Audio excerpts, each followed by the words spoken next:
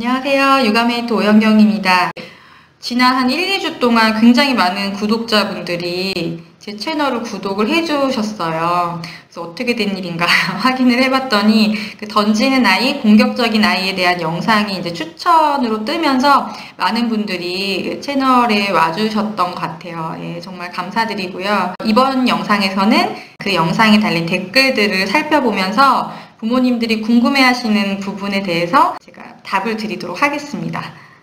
질문 중에 이제 어떤 것들이 있었냐면, 아이들에게 너무 가혹하게 하는 거 아니냐, 아이한테 너무 단호하게 하는 거 아니냐, 아이에게 대안을 많이 줘야 되는 거 아니냐, 이제 이런 질문들도 있었는데요. 대안을 줘서 아이가 대안을 잘 선택하고 울고 떼쓰기를 멈추는 아이라면 부모님께서 평소에 일상적인 훈육도 많이 하셨을 거고요. 양육 태도가 어떤 애정도 표현을 많이 하셨을 거고, 평소에 선택권을 많이 주셨던 분일 거예요. 그러면 아이가 좀 욕구가 크더라도 부모님이 말하는 대안을 잘 따르거든요.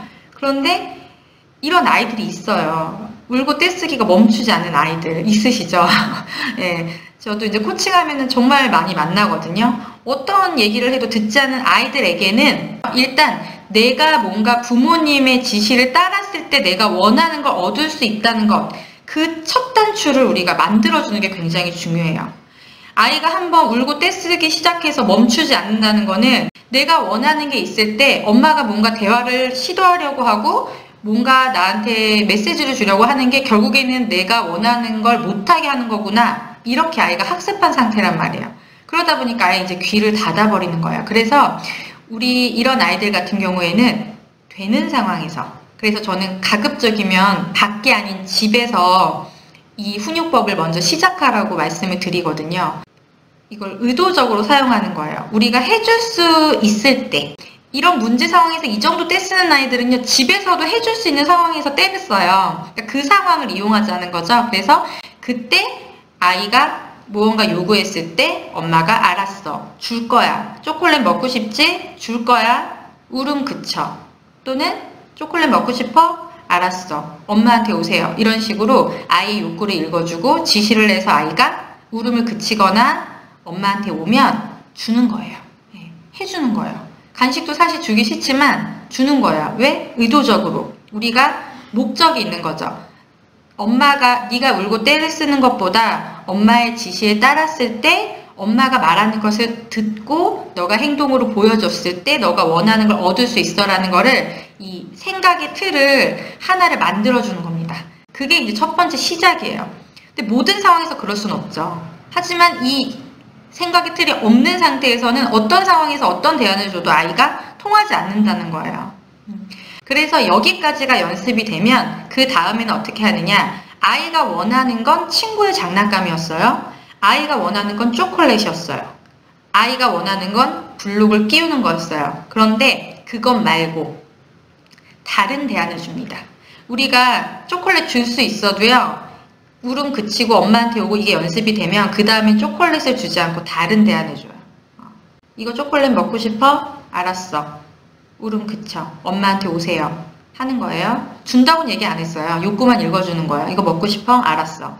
그 다음에 어떻게 하느냐, 여기 젤리도 있고 여기 쿠키도 있어. 지금 초콜릿은 너무 많이 먹어서 줄 수가 없어. 또는 초콜릿은 이거 봐, 엄마가 주고 싶어도 없네. 여기 젤리가 있고 여기 쿠키가 있어. 어떤 거 먹을 거야? 이런 식으로. 네. 아이가 내가 사실 원했던 건 1번인데 일단 울음을 그쳤으면은 좀 진정이 된 거잖아요. 그 다음에는 엄마의 얘기를 들을 수 있는 거예요. 그때는 새로운 대안을 주는 거예요. 2번, 3번. 근데 이 아이들은 연습이 되어 있기 때문에 알아요. 내가 울음을 그쳐야, 내가 뭔가 엄마와 대화를 해야 나에게 원하는 게 온다는 걸 알고 있다는 전제하에, 예, 알고 있는 거예요. 그러면 2번, 3번에 대안을 줬을 때 아이가 선택할 확률이 높아지는 거죠. 가장 질문을 많이 해주셨던 게 뭐냐면, 아이가 원하는 걸 엄마가 해줄 수 없을 때 어떻게 해야 되냐, 이거였어요. 마트에서 장난감을 살 수 없는데 사달라고 한다든지, 친구의 물건이라서 내가 가질 수 없는데 달라고 한다든지, 위험한 상황이라서 엄마 손을 놓고 뛰어가고 싶어서 아이가 막 울고 떼를 쓴다든지 이렇게 안 되는 상황이 있잖아요. 그때 이제 어떻게 해야 되냐라는 질문들을 하셨던 것 같아요. 자, 그러면 이거를 위험한 상황으로 한번 대입을 해서 얘기를 해볼게요. 그때는 당연히 위험한 상황에서는 아이를 데리고 내려와야죠. 저기 올라갔으면 좋겠지. 저기서 놀고 싶지. 알아. 그런데 저기는 다칠 수 있어. 올라가면 안 돼. 그 다음은 어디에 올라갈 수 있는지. 엄마 무릎 위에 올라갈 수도 있고 미끄럼틀 위에 올라갈 수 있어. 어디 올라갈 거야? 안 되는 것은 명확하게 안 되는 걸로 아이에게 표현해 주되 대신 다른 걸 할 수 있는 대안을 함께 제시해 줍니다. 그래서 아이가 기분 좋게 대안을 선택하면은 함께 놀아주고, 아, 여기 너무 재밌다. 아까 저기는 위험했는데 여기니까 더 재밌네. 엄마 무릎 위에 올라오니까 더 재밌지? 이렇게 하면서, 아, 내가 엄마의 대안을 선택했을 때 나한테 더 좋은 일이 생기는구나. 나는 1번에서 놀고 싶었는데 저기 꼭 아니어도 이렇게 세상에는 재밌는 게 많구나. 이런 것들을 부모님의 훈육을 통해서 아이가 알 수 있게끔 도와주는 겁니다. 이 과정에서도 아이가 대안을 선택 안 하고 너무 많이 울고 떼를 쓴다면, 아, 우리 아이가 아직까지는 내가 주는 대안에 대해서 믿음이 많이 부족하구나. 내가 좀 더 아이가 되는 환경에서, 아이가 욕구가 있을 때 들어줄 수 있는 환경에서 이 훈육법을 조금 더 연습을 해야겠구나라고 생각하시면 될 것 같아요. 그런데 여기서 끝이 아니라는 거죠. 그럼 어떻게? 집에 가서 아이가 욕구가 좌절되고 기분이 안 좋았으면 그 감정을 집까지 가져오는 아이들도 많고요. 또 잊어버렸다고 하더라도 그거랑 상관없이 집에서 또 이제 훈육 상황이 발생을 해요. 예, 발생하면 그때는 보는 거예요. 내가 들어줄 수 있는 것인가.